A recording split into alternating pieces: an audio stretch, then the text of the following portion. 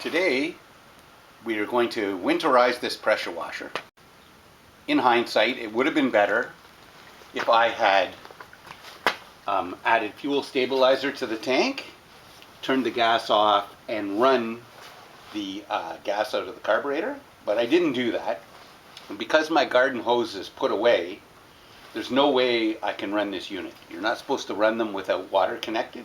You're also supposed to not let them idle, even if the water is connected. So what we're going to do is take the nut off the bottom of the float bowl and drain it into a tiny container. Now, here is the nut on the bottom of the float bowl. I'm going to undo it and hold the bowl up, which means I won't have any trouble with the seal on the top. And I'll have a little container underneath here to catch the gas that runs out. So as the gas runs out, the float will drop in the float bowl and drain the line all the way to the shutoff valve. And I shouldn't have any issues come spring. So this is a clean container that I keep around here, and I have cleaned it out with brake cleaner and wiped it out, so I'm not worried about it. So this is a 10mm wrench. Oh, okay. And we're just going to undo the nut, and hopefully it just starts to drip out. There we go. As you can see here, the gas is draining out of the float bowl now that I've loosened the nut, and I'll just wait a few seconds for that to finish. Should only be a few ounces.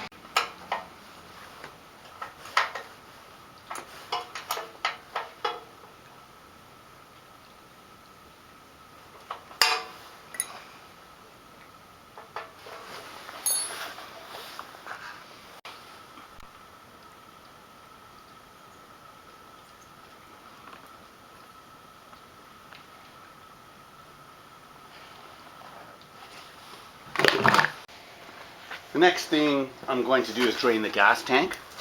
Now the gas is off here, the float bowl should be empty.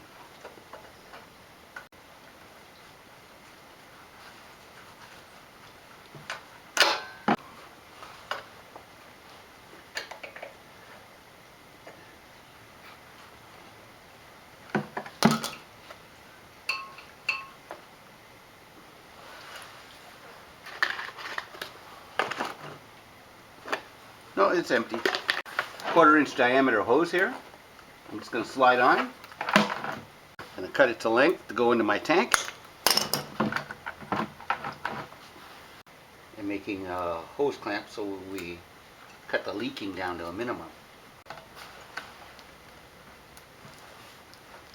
Well, let's see if that leaks. And if it does, we'll just put a little drain pan under there. We're done draining now. Let's put the gas line back on.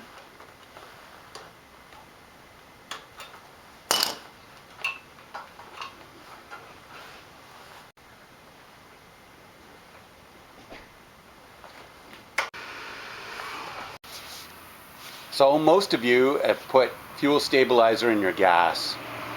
Run your machine for 5 minutes to get the stabilizer through to the carburetor.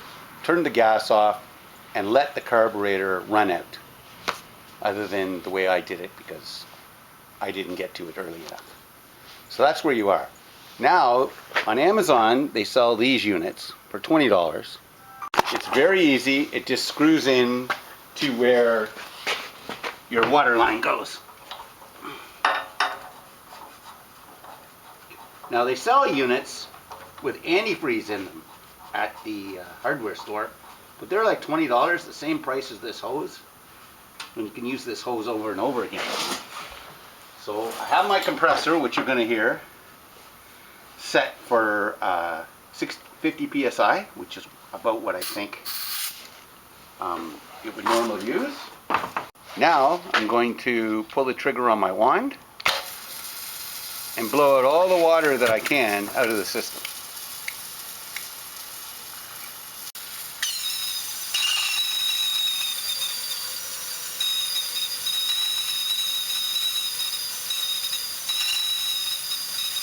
I got this machine for free with a cracked pump, so I want to make sure it doesn't happen again.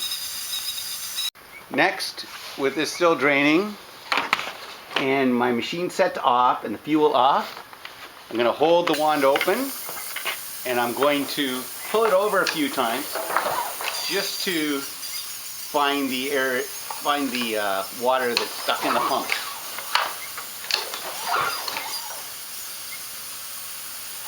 Found a little bit more.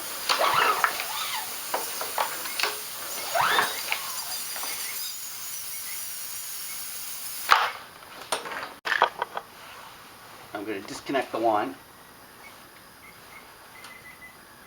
I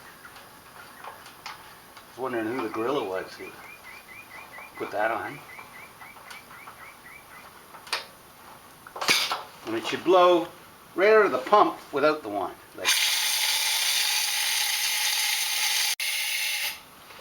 I think at this point you could safely say you're done, but let's see if there's something else we can do.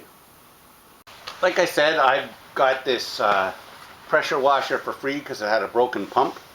So I've decided to go a little above and beyond. Now you could just use a piece of old garden hose with a funnel. I'm still going to use this gizmo that I bought on Amazon. And I'm just going to put some antifreeze down there and see whether or not I can get it to flow in.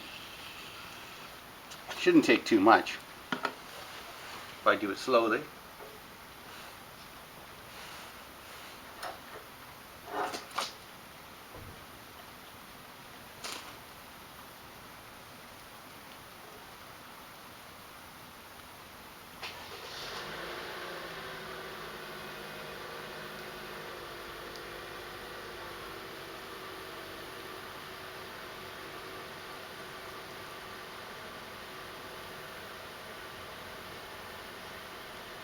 Well, it's filled up.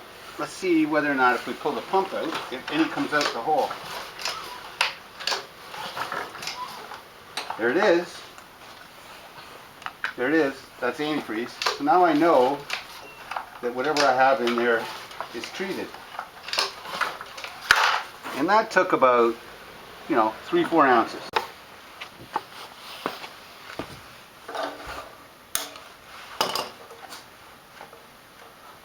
I know you're not going to do everything I did here, but hopefully it gives you some ideas.